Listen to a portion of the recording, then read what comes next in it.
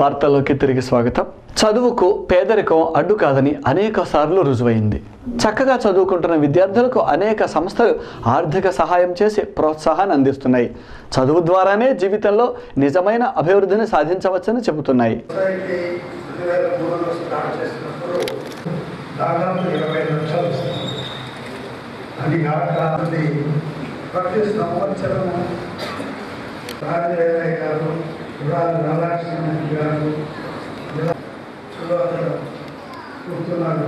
పొరపాటు రామారావు గారు ప్రతి సంవత్సరం ₹1,00,000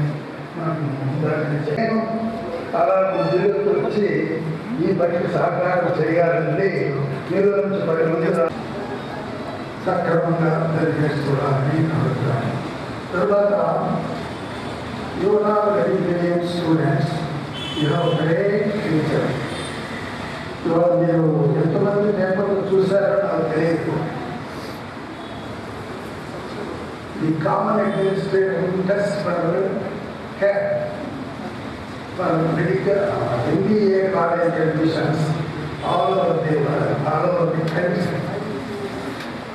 Out of the examination, 8 students got 100% in the whole India. Out of the 8 students, 4 are from Andhra Pradesh.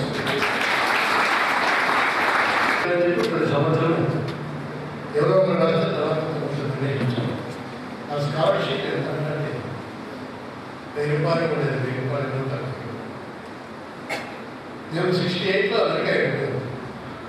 America వెళ్ళినప్పుడు దాన్ని నిలుపుకూడదని చెప్పి అలాగే ఎవరికి ఇష్టపోతే బాగుంటుంది, మంచిగా ఇండియా ఫ్యూచర్లో డెవలప్ చేస్తామని చెప్పి ప్రొఫెసర్ కన్నయ్య గారని చెప్పి. రాజకీయ పార్టీలన్నీ ప్రజలతో చెలగాటమాడుతున్నాయని అనిపిస్తున్నది. 10 ఏళ్లకు పైగా తెలంగాణ సమస్య రగులుతూ ఉంటే ఎన్నికలు 9 నెలలు ఉన్నాయనగా కాంగ్రెస్ పార్టీ తెలంగాణను ఇస్తున్నట్టుగా ప్రకటించింది. దీనితో టీడీపీ, బీజేపీలు సమన్యాయం అంటున్నాయి. సీమాంధ్రలో 2 నెలలకు పైగా ఉద్యమం జరిగింది. ఇప్పటికీ కూడా కేంద్ర ప్రభుత్వం రాష్ట్ర విభజన జరిగితే సీమాంధ్రకు ఎటువంటి ఇబ్బంది ఉండదని చెప్పకపోవటం ఎంతో దారుణం. 3 నెలలు ఉండే పదవి ముఖ్యమా? 10 గుంటూరు నగరంలో ప్రజలు కోరుకున్న సమైకాంధ్ర ముఖ్యమో తెలుసుకోవాల్సిన అవసరం మీకుంది. దయచేసి ఈ రోజుల నుంచి ఉద్యమాలు చేస్తున్నారు. ఈ ప్రాంత ప్రజలు ఈ రాష్ట్రం సమైక్యంగా ఉండాలి, ఈ రాష్ట్రం సమైక్యంగా ఉంటేనే ఈ రాష్ట్ర భవిష్యత్తు బాగుంటుందని చెప్పేసి ముక్త కంఠం. ఈ రాష్ట్రం విడిపోయినందువల్ల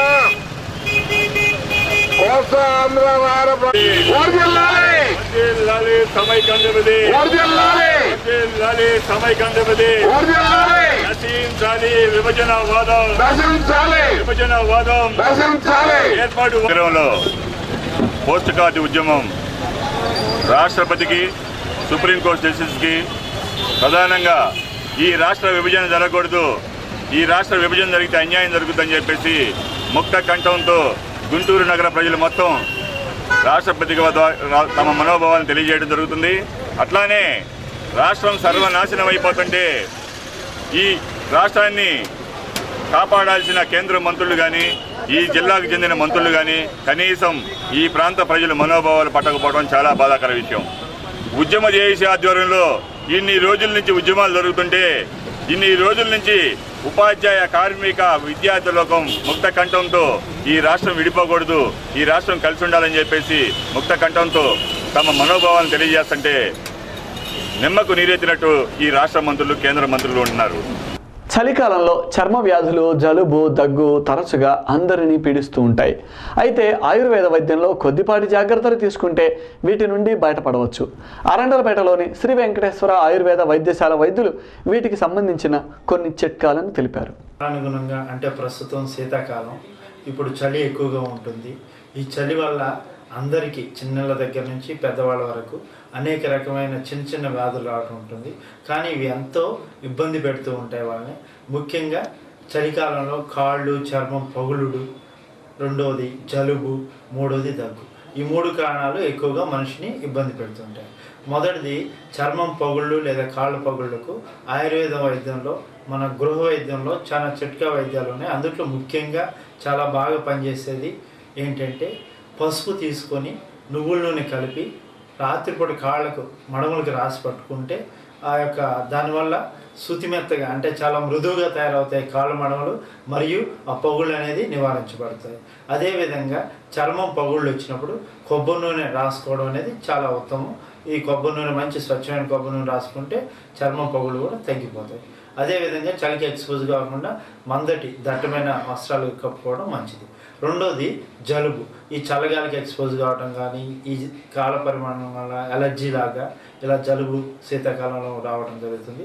దీనికి వేడి పాలల్లో ఒక అర స్పూను పసుపు, ఒక 5-6 మిరియాల గింజలు దంచి వేసి. QTV న్యూస్ ముగించే ముందు హెడ్లైన్స్ మరొకసారి.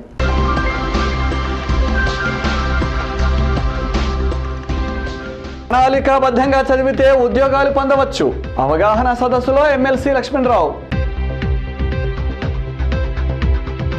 సాంప్రదాయాల పండుగ సంక్రాంతి. బ్రాడీపేటలో బొమ్మల కొలువు ఏర్పాటు.